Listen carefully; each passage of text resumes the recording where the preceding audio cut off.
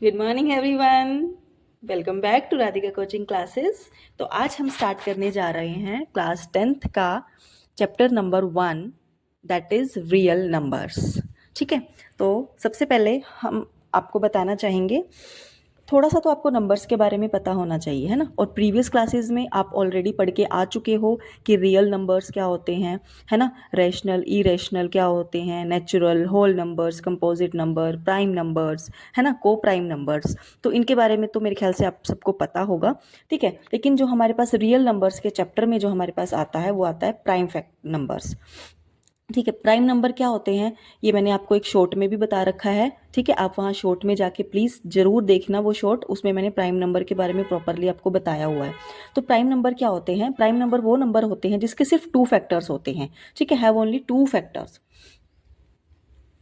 और वो फैक्टर कौन कौन से होंगे? वो नंबर खुद होगा, ठीक है, और साथ में क्या होगा उसके? 1 होगा। ठीक है, जैसे मैंने यहाँ पे लिखा भी हुआ है, हैव ओनली 2 फैक्टर्स, ठीक है, द नंबर एंड 1 ओनली। ठीक है, तो मैं आपको एग्जांपल से भी बता देती हूँ। जैसे मैंने अगर यहाँ पे मैंने लिखा कि 17, तो 17 के क्या आप फैक्टर कर सकते हो? नहीं कर सकते, बट 17 को आप लिख सकते हो 17 इंटू 1। तो 17 के कितने फैक्टर आए आपके पास? 2 फैक्टर आए, दैट इज द नंबर खुद, वो खुद नंबर आया, और साथ में क्या आया? 1। तो इसका मतलब 17 क्या आपके पास? Prime number. तो ऐसे जितने भी नंबर्स हैं जिसके सिर्फ 2 ही फैक्टर्स होते हैं, ठीक है, वो नंबर खुद और साथ में 1, तो वो सारे नंबर्स क्या होते हैं? Prime numbers. फिर हम बात करते हैं कंपोजिट नंबर की। कंपोजिट नंबर्स कौन से होते हैं? वो नंबर्स जिसके मोर देन 2 फैक्टर्स बन जाएं। एक ऐसा नंबर, ठीक है, which have more than 2 factors. जैसे मैंने आपको मान लो दे दिया, मैंने आपको 4, ठीक है, यहाँ पे साइड में मैं बना देती हूँ। ठीक है, मैंने लिखा 4, तो 4 को आप कैसे लिख सकते हो? 2 इंटू 2 लिख सकते हो, साथ में 1 भी लिख सकते हो, नो प्रॉब्लम। तो 4 के कितने फैक्टर आ गए आपके पास? 2 आया, 1 आया, है ना। और एक, अगर इसको फैक्टर्स की फॉर्म में मैं लिखूंगी तो कैसे लिखूंगी? 4 के क्या क्या फैक्टर हो सकते हैं, मतलब 4 कब कब आ सकता है? 4 को 1 से मल्टीप्लाई करूंगी, है ना, फिर 2 इंटू 1 लिखूंगी। तो यानी कि 4 के जो फैक्टर्स हैं वो क्या क्या आए आपके पास? 2 आया, 1 आया, और वो 4 खुद भी तो होता है। तो 4 के मोर देन 2 फैक्टर्स आपके पास आ गए हैं। ठीक है, तो इसलिए 4 क्या बन गया आपके पास? कंपोजिट नंबर, यानी कि जिसके कोई भी ऐसा नंबर जिसके 2 से ज़्यादा फैक्टर्स बन जाएं वो कंपोजिट नंबर आता है। ठीक है, उसके बाद आता है प्राइम नंबर की पावर के प्रोडक्ट के रूप में आप इसको लिख सकते हो फैक्टराइजेशन को। कैसे? जैसे 100 है ना, 100 के जब आप फैक्टर्स करोगे, मैं साइड में बता देती हूँ यहाँ पे। ठीक है, जब आप 100 के फैक्टर्स करोगे, कैसे करोगे? ऐसे करोगे ना, प्राइम फैक्टराइजेशन से, है ना, 25, फिर क्या आएगा? 5, ऐसे, है ना। तो कैसे लिखा आपने इसको? 2 इंटू 2 इंटू 5 इंटू 5। और अब आप इस 2 इंटू 2 को 2 की पावर 2 लिख सकते हो, 5 इंटू 5 को 5 की पावर 2 लिख सकते हो, क्योंकि 2 बार 5 है तो इसलिए 5 की पावर 2। तो यही मैंने यहाँ डेफिनेशन में लिखा हुआ है कि कंपोजिट नंबर क्या होता है? प्राइम नंबर्स की पावर के, है ना, प्रोडक्ट के रूप में आप इनको लिख सकते हो। ठीक है, चलिए नेक्स्ट आता है हमारे पास, दैट इज़ मोस्ट इंपॉर्टेंट जो आपकी थ्योरम है, that is fundamental theorem of arithmetics. ठीक है, ये आपकी इंपॉर्टेंट थ्योरम है। ठीक है, इसकी स्टेटमेंट भी आपने याद रखनी है। फंडामेंटल थ्योरम क्या बोलती है? यही जो मैंने अभी आपको ऊपर बताया है ना, बस यही फंडामेंटल थ्योरम है। क्या? कि every composite number can be expressed as product of prime and it factorization is unique. मतलब क्या है इसका? कि कोई भी अब अगर आपके पास कंपोजिट नंबर आता है तो उसको आप प्राइम फैक्टर्स की फॉर्म में लिख सकते हो। 100 आपका कंपोजिट नंबर है, क्यों? क्योंकि 100 के तो मोर देन 2 फैक्टर्स बनेंगे, है ना। तो और जो फैक्टर्स आएंगे आपके पास वो क्या आएंगे आपके पास? Prime, 2 is prime, 5 is prime. तो इसका मतलब क्या है कि कंपोजिट नंबर को आपने प्राइम फैक्टर की फॉर्म में लिख दिया, है ना। तो यही आपकी क्या है? फंडामेंटल थ्योरम ऑफ अर्थमेटिक है। ठीक है, जैसे ये लिखा हुआ है, ये क्या है आपका? ये मैंने शॉर्ट में भी सेम क्वेश्चन आपको करवाया हुआ है। ठीक है, कि आपको एक्सप्रेस करना है इस नंबर को as a product of prime factors. तो आपको पता है, आप ऐसे लिख सकते हो इसको, 140 को 2 पे गया, फिर 70, फिर 5 पे 7 एंड 7 पे 1। तो 140 को आप किस फॉर्म में लिख सकते हो? इस फॉर्म में लिख सकते हो। और ये सारे के सारे क्या हैं आपके? प्राइम फैक्टर हैं, है ना। ये सारे सारे क्या हैं आपके? प्राइम फैक्टर्स ही हैं 140 के। तो ये क्या हो गया यहाँ पे? फंडामेंटल थ्योरम आपकी वेरीफाई हो गई कि कंपोजिट नंबर को आपने प्रोडक्ट ऑफ प्राइम फैक्टर्स में लिख लिया। ठीक है, अब आपके पास ना एक रिजल्ट आता है। ये रिजल्ट आपको याद रखना है। ये रिजल्ट क्या कहता है कि product of two numbers is equals to LCM into HCF. ठीक है, एलसीएम आपको निकालना आता है, लीस्ट कॉमन मल्टीपल। एचसीएफ आपको निकालना आता है, हाईएस्ट कॉमन फैक्टर, है ना। और ये क्या है, प्रोडक्ट ऑफ टू नंबर्स। मतलब क्या है कि आपके पास दो नंबर आपको गिवन होंगे, ठीक है, उन दो नंबर्स का प्रोडक्ट उन दो नंबर के एलसीएम और एचसीएफ के प्रोडक्ट के इक्वल होता है। ठीक है, मैंने यहाँ पे थोड़ा शॉर्ट मेथड से किया हुआ है, चलो फिर भी बता देती हूँ। मान लो आपके पास टू नंबर है, हम इस रिजल्ट को वेरीफाई करके दिखा रही हूँ मैं आपको। आपके पास टू नंबर्स हैं 24 एंड 12। पहले आप 24 और 12 का क्या निकालोगे, एचसीएफ। एचसीएफ क्या होता है, हाईएस्ट कॉमन मल्टी फैक्टर। ठीक है, तो एचसीएफ इसका क्या आएगा, 6। वो मैं आपको नेक्स्ट पेज पे निकाल के भी दिखाऊंगी, अभी सिर्फ बता रही हूँ। ठीक है, एचसीएफ आप इन दोनों नंबर्स का निकालोगे, वो आएगा 6। एलसीएम आप निकालोगे, वो आएगा इनका 48। ठीक है, अब रिजल्ट में क्या दे रखा है कि प्रोडक्ट ऑफ टू नंबर्स। अब इन दोनों नंबर्स का क्या कर दो, आप प्रोडक्ट कर दो। ठीक है, तो प्रोडक्ट करके क्या आया आपके पास, 288। इन दोनों को प्रोडक्ट करके क्या आया, 288। फिर क्या करना है, राइट साइड में एलसीएम और एचसीएफ जो आया है उनका भी आपने प्रोडक्ट करना है। तो एलसीएम और एचसीएफ आया जो हमारा, उसका भी मैंने प्रोडक्ट कर दिया। तो लेफ्ट हैंड साइड और राइट हैंड साइड क्या आ गई, इक्वल। इसका मतलब हमारा रिजल्ट क्या हो गया, वेरीफाई हो गया। ठीक है, इसके जो क्वेश्चंस हैं वो मैं आपको अभी नेक्स्ट उसमें करवाऊंगी, नेक्स्ट पेज पे कराऊंगी। ठीक है, ये जस्ट मैं बता रही हूँ कि हमारे फर्स्ट जो चैप्टर है 1.1 उसमें है क्या क्या, उसमें हमने करना क्या क्या है। ठीक ठीक है, तो चलिए चलते हैं हमारे क्वेश्चंस की तरफ। फर्स्ट क्वेश्चन मैं आपको करा चुकी हूँ, मैंने अपने शॉर्ट में भी वो क्वेश्चन करा दिया है और प्रीवियस पेज पे पीछे में करा के आई हूँ कि आपको क्या करना है, एक्सप्रेस करना है each by using prime factors. ठीक है, प्राइम फैक्टर्स की फॉर्म में इसको आपने सिर्फ क्या करना है, फैक्टर्स बना के इसके उसमें प्राइम फॉर्म में, और वो आपने लिखने हैं। ठीक है, ये वाला क्वेश्चन आप खुद ट्राई करेंगे बिकॉज सेम ही है। नेक्स्ट आपके पास आता है क्वेश्चन नंबर 2। तो चलिए, क्वेश्चन नंबर 2 में क्या पूछा हुआ है उन्होंने, find LCM and HCF and verify that LCM into HCF is equals to product of two numbers. जो मैंने पीछे कराया था, अभी करा के आई हूँ ना, 12 और 24 का, है ना। तो चलिए आप ये सोल्व करके दिखाती हूँ आपको कैसे करेंगे इसको सॉल्व। ठीक है, तो सबसे पहले हमने क्या निकालना है, एचसीएफ निकालना है ना, फिर एचसीएफ निकालना है। तो सबसे पहले हम एलसीएम निकालते हैं इसका।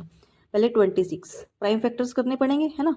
तो 2 पे 13 पे ही जाएगा, क्या आ गए इसके। अब 91 के करो आप सेम, प्राइम फैक्टर्स करने हैं। 91 किस पे जाएगा,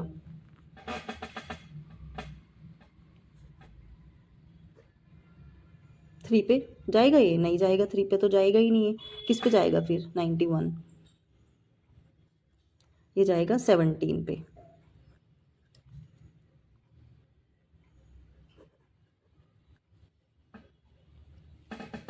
एक बार चेक कर लेते हैं, हाँ जी, ये जाएगा आपका 13 पे। ठीक है, यहाँ पे आएगा आपका 7 पे 1। ठीक है, तो 13 भी आपका प्राइम है, 7 भी आपका प्राइम है, तो ये क्या बन गए, प्राइम फैक्टर्स। अब आपने क्या निकालना है, एलसीएम निकालना है, दोनों नंबर्स का निकालना है ना। तो आप इनको ऐसे लिखोगे, 26 को आपने लिखा 2 इंटू 13 इंटू 1। ऐसे ही आप 91 के फैक्टर्स लिख लो, क्या लिखोगे, 13 इंटू 7 इंटू 1। अब एलसीएम इन दोनों नंबर्स का क्या आएगा, एलसीएम का मतलब पता क्या होता है, एलसीएम में कॉमन अगर आता है कोई नंबर, तो उसको, जैसे यहाँ पे मान लो 2 है, यहाँ पे भी आपके पास 2 आ जाता, तो उसको आप क्या, कॉमन आ गया दोनों में, लेकिन लिखते आप उसको एक ही बार हो, है ना। लेकिन एलसीएम में क्या करना होता है, एलसीएम में जितने भी नंबर्स आपके पास गिवन है ना, वो सारे ही लिखने होते हैं आपने। जैसे अब यहाँ पे देखो 2 कॉमन है, नहीं तो 2 भी लिखना पड़ेगा। 13 कॉमन है, यस, ये कॉमन आ गया 13, है ना, तो लिखोगे एक बार। इंटू 7 कॉमन नहीं है लेकिन फिर भी लिखना पड़ेगा, और 1 तो है ही है। ठीक है, अब निकालो फिर आप इसका एलसीएम, क्या है आपके पास, ये आया आपके पास 182। ठीक है, चेक कर लेते हैं एक बार। 13 7 ज़ा 91, 91 2 ज़ा 182। तो ये आप हमारा एलसीएम आ गया है 182। ठीक है, अब हमने निकालना है एचसीएफ। एचसीएफ भी इसमें से ही निकालेंगे सेम, बस एचसीएफ में क्या करना पड़ता है, एचसीएफ में ना आपको कॉमन लेना पड़ता है। ठीक है, जो दोनों में कॉमन है, उसमें ये एक्स्ट्रा जो नंबर्स लिखे हुए हैं ना, ये नहीं आएंगे। ठीक है, उसमें सिर्फ कॉमन नंबर आएगा। और अगर वो जैसे इसमें कॉमन नंबर क्या आपके पास, अब हम निकाल रहे हैं एचसीएफ। ठीक है, अब एचसीएफ में क्या नंबर कॉमन है, 13, इसमें भी है, इसमें भी है, तो एक ही बार लिखते हैं, ये तो सबको पता है। तो 13 हमारा क्या आ गया, एचसीएफ आ गया। अब हमने क्या प्रूफ करना है कि इस रिजल्ट को वेरीफाई करना है ना। कौन सा रिजल्ट था हमारे पास, प्रोडक्ट ऑफ टू नंबर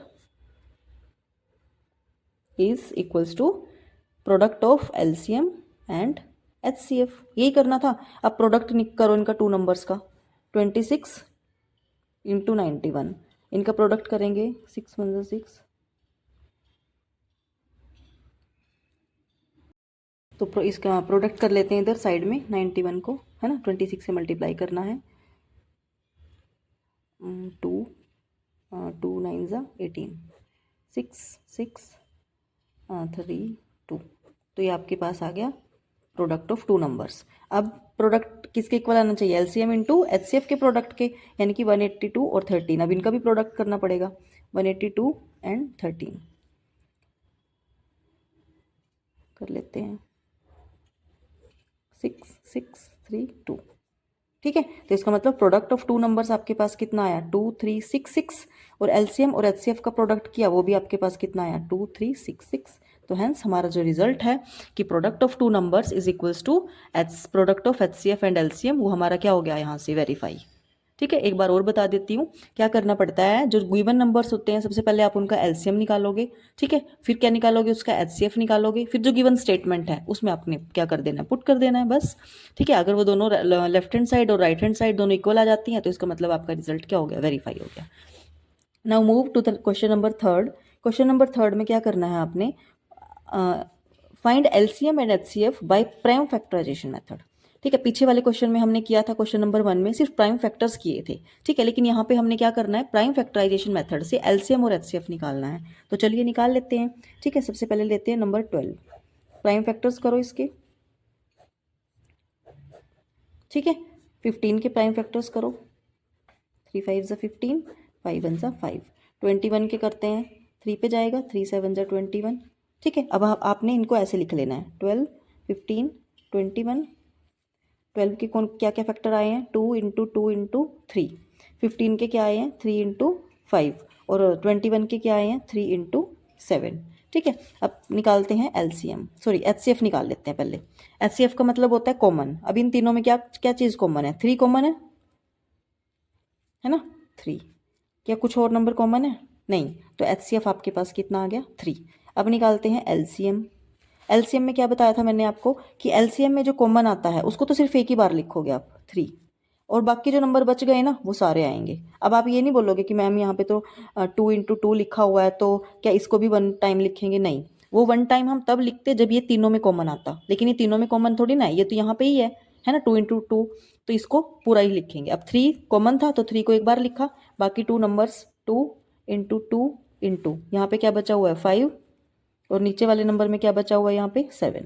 ठीक है, अब इनको मल्टीप्लाई करो, आप क्या बनेगा, 70 7 35, 35 टू 70 टू 140, 3 420। ठीक है, तो ये आपके पास क्या आ गया, इसका LCM आ गया। तो यही आपका क्या आ गया आंसर, क्योंकि हमने सिर्फ क्या फाइंड आउट करना था, LCM एंड HCF। ठीक है, now move to the question number 4। आज इस वीडियो में ना मैं आपको जो एक्सरसाइज है हमारी 1.1 वो कंप्लीट करा दूंगी मैं। ठीक है, चलिए, 4th क्वेश्चन में आपको बोला गया है कि given that HCF of 2 numbers is 9, LCM निकालना है आपको। ठीक है, अब आप देखो, थोड़ा सा दिमाग लगाने वाली बात है यहाँ पे, क्या निकाल करने वाली बात है। अब आपको इन 2 नंबर्स हैं, मान लो बड़े नंबर हैं, ठीक है, इनका HCF आपको दे दिया कि 9 है। अब आप इनका LCM निकालो, तो आप इनको ऐसे थोड़ी ना सॉल्व करने बैठोगे। आपको पता है क्या कि product of 2 numbers is equals to product of LCM into HCF। पता है ये चीज़ आपको, है ना। तो प्रोडक्ट ऑफ 2 नंबर्स कौन से हैं, ये 2 नंबर ये वाले हैं, इज इक्वल्स टू LCM निकालना है तो LCM को आप x ले लो। ठीक है, और आपके पास HCF गिवन है, HCF कितना दिया हुआ है आपको, 9। ठीक है, तो चलिए करते हैं। अब आपको क्या निकालना है, LCM को मैंने x माना हुआ है, x को इधर ही रखो, ये 9 इधर प्रोडक्ट में है तो इधर आके क्या बन जाएगा, ये डिवाइड में आ जाएगा। ठीक है, अब आप इसको क्या करनी है, इसकी कटिंग वटिंग जो भी होती है, ठीक है, मतलब सोल्व करना है आपको इस इक्वेशंस को। सॉरी गाइस, चलो कर लेते हैं अब। किस पे जाएगा ये, 3 3 जा 9। ठीक है, अब ये 3 पे फिर से जाएगा, 3 3 जा 9, 3 4 जा 12। अब इसको और इसको आपस में मल्टीप्लाई करके आपके पास क्या आ जाएगी, x की वैल्यू। तो इसको मल्टीप्लाई करके आपके पास आ गई ये वैल्यू, ठीक है। तो ये आपका क्या आ गया, एलसीएम आ गया, यही आपको निकालना था, ठीक है। Now move to the next question, question number 6, explain why this number and this number are composite number, ठीक है। तो सबसे पहले तो आप ये बताओ, प्राइम नंबर का आपको पता है, प्राइम नंबर्स क्या होते हैं, जिसके सिर्फ 2 ही फैक्टर्स होते हैं, वो नंबर खुद होगा और साथ में 1 आता है। लेकिन कंपोजिट नंबर कौन से होते हैं, कंपोजिट नंबर वो नंबर होते हैं जिनके मोर देन 2 फैक्टर्स आते हैं, है ना। लेकिन जब हमें ऐसे कुछ फॉर्म में दे रखा है क्वेश्चन, ठीक है, मान लो 2 नंबर दे रखे हैं आपको, ठीक है, उन 2 नंबर्स में अगर 1 के अलावा कोई और नंबर कॉमन आ जाता है तो इसका मतलब वो नंबर्स कंपोजिट नंबर है। जैसे मैंने लिखा 3 और 5 लिखा मैंने, इन दोनों नंबर्स में क्या कॉमन है बताना ज़रा।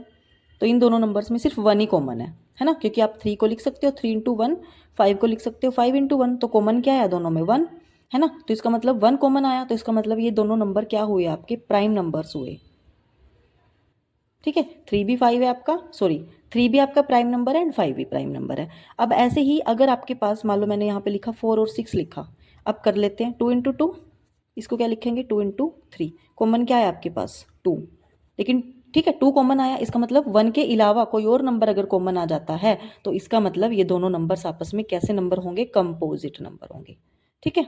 अब यही हम यहाँ पे शो करेंगे।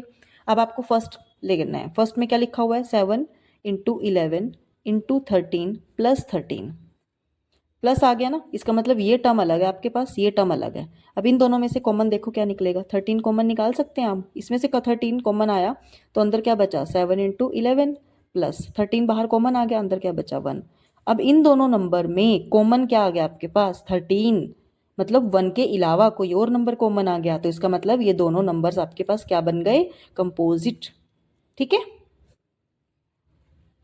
अब नेक्स्ट में देख लेते हैं, नेक्स्ट में देखो क्या लिखा हुआ है, नेक्स्ट में आपके पास है 7 इंटू 6 इंटू 5 4 3 2 1 प्लस 5, प्लस आ गया, इसका मतलब हमारे पास 2 टर्म्स हैं, ये वाली अलग है ये वाली अलग है। अब देखो क्या इन दोनों में कुछ कॉमन है, यस 5 कॉमन आ गया, तो यहाँ पे क्या बचेगा आपके पास 7 6 4 3 2 इंटू 1 प्लस 5 कॉमन बाहर निकल गया, तो यहाँ पे क्या बचेगा 1। अब इन दोनों टर्म्स में आपके पास कॉमन क्या आ गया 5, मतलब 1 के अलावा कोई और नंबर कॉमन आ गया, तो इसका मतलब ये नंबर भी क्या बन गया आपके कंपोजिट नंबर। यही आपको प्रूव करना था कि ये नंबर और ये नंबर आर कंपोजिट, तो ये हमने शो कर दिया कि ये दोनों नंबर आपके पास क्या हैं, कंपोजिट नंबर हैं, ठीक है। उसके बाद आपके पास क्वेश्चन नंबर आता है 5, ठीक है, ये मैंने यहाँ पे किया हुआ है सॉल्व, यहाँ से देख लेते हैं। क्वेश्चन नंबर 5 में आपको करना है कि चेक करो वेदर 6 की power n can be and with the digit 0, ठीक है। इसका मतलब बोलने का क्या है, इन्होंने क्या बोला है इसमें कि 6 की पावर n मतलब आप यहाँ पे कुछ भी पावर करो तो क्या आपका जो यूनिट डिजिट है वो आपका 0 आएगा, देख लेते हैं। 6 की पावर 1 करो, यहाँ पे क्या आएगा 6 की पावर 2 करो, 6 की पावर 2 इज 36, तो 36 में आपका यूनिट डिजिट क्या आएगा 6, 0 तो नहीं आया, है ना। लेकिन आप कब तक करते जाओगे एन की, तो आप इन्फिनिटी कितनी भी पावर्स ले सकते हो, 4 5 100 1000, तो क्या आप ऐसे सॉल्व करके देखते रहोगे, नहीं, ठीक है। तो एक इसका शॉर्ट मेथड होता है कि जब भी हमने ये पता करना है ना कि आपका एंड डिजिट होगा, जो यूनिट डिजिट होगा वो 0 आएगा, तो उसमें सबसे पहले आपको ना उस नंबर के फैक्टर्स देखने पड़ते हैं, ठीक है। कभी भी किसी भी नंबर का जो यूनिट डिजिट होता है, मतलब ये वाला डिजिट होता है, वो 0 कब बनेगा, जब उस नंबर के फैक्टर्स में आपको 2 और 5 का पेयर मिलेगा, क्योंकि 5 2 जा 10 होता है, तभी तो 0 बनेगी पीछे वाले नंबर पे, है ना, पीछे वाले डिजिट पे, यूनिट डिजिट पे, ठीक है। तो अब 6 के फैक्टर आप चेक करो, 6 के फैक्टर को आप कैसे लिखोगे, 6 को आप 6 को लिख सकते हो 2 इंटू 3, लेकिन क्या यहाँ पे 5 आया है कहीं पे, 5 तो आया ही नहीं है, तो इसका मतलब इसके यूनिट डिजिट पे कभी भी 0 नहीं आ सकता, कभी भी नहीं आ सकता 0, क्यों, क्योंकि इसमें तो 5 मिसिंग है। अगर यहाँ पे 5 आ जाता, मान लो यहाँ पे कोई नंबर होता, ठीक है, और उसके मैं फैक्टर्स करूँ, ठीक है, और उसमें आ जाए आपके पास 5 आ जाए और 2 भी आ जाए, तो यानी 2 और 5 का पेयर आपने ढूंढना है नंबर के फैक्टर्स में। अगर 2 और 5 का पेयर आ जाता है तो इसका मतलब है डेफिनेटली उस नंबर के यूनिट डिजिट पे आपको 0 मिले जाएगा, आप पावर में पुट करते रहो, ठीक है। लेकिन यहाँ पे तो हम कितनी पावर्स लिखेंगे, नहीं लिख सकते ना, तो इसलिए हमने 6 के फैक्टर करके देख लिए कि 6 के तो सिर्फ 2 और 3 फैक्टर बनते हैं, 5 तो इसमें कहीं भी नहीं आया, तो 0 कैसे बनेगी फिर, है ना। तो दिस इज़ नॉट पॉसिबल, है ना। तो फैक्टर्स में 2 और 5 है ही नहीं है, 5 मिसिंग है, तो इसका मतलब 6 की power n can never be unit digit 0। यहाँ पे आप कोई भी नंबर ले सकते थे, मान लो मैं यहाँ पे 10 ही लेके चलूँ, चलो मान लेते हैं 10 ले लिया मैंने, और आपको बोला कि 10 की कितनी पावर, बट ये तो नॉर्मल हो गया है ना। कोई और एग्जाम्पल लेके चलते हैं। मान लो आपने लिया, ऐसा कोई एग्जाम्पल लो जिसमें 40 ले लो, चल 40 लिया मैंने। 40 के फैक्टर करने पड़ेंगे अब आपको, कैसे करोगे, 2 इंटू 2 इंटू 2 इंटू 5, बन गए फैक्टर्स। अब इस फैक्टर में पेयर चेक करो, क्या 2 और 5 का पेयर बन रहा है, यस बन रहा है 2 और 5 का पेयर। तो डेफिनेटली इसकी जो यूनिट डिजिट आएगा, है ना, n की वैल्यूज पुट करने पर वो यूनिट डिजिट 0 आएगा। ठीक है, ऐसे कोई भी आप एग्जांपल लेके सोल्व कर सकते हो। ठीक है, चलिए अब आपके पास बचता है एक लास्ट क्वेश्चन रह गया हमारा। ठीक है, वो हम करेंगे नेक्स्ट वीडियो में, जब मैं आपको इरेशनल नंबर्स के बारे में बताऊंगी। ठीक है, तो तब तक के लिए टिल देन बाय बाय। और आपको वीडियो कैसी लग रही हैं प्लीज़ मुझे कमेंट सेक्शन में ज़रूर बताना। ठीक है, और आपको हमारी वीडियोस को लाइक शेयर एंड सब्सक्राइब करना तो ज़रूरी है ना। तो आप लोगों का लाइक, आप लोगों का सब्सक्राइब मेरे लिए बहुत ही ज़्यादा इम्पोर्टेंट है। ठीक है, तो चलिए अब हम करते हैं अपनी वीडियो को यहीं पे एंड। आपको वीडियो कैसी लगी ज़रूर बताना।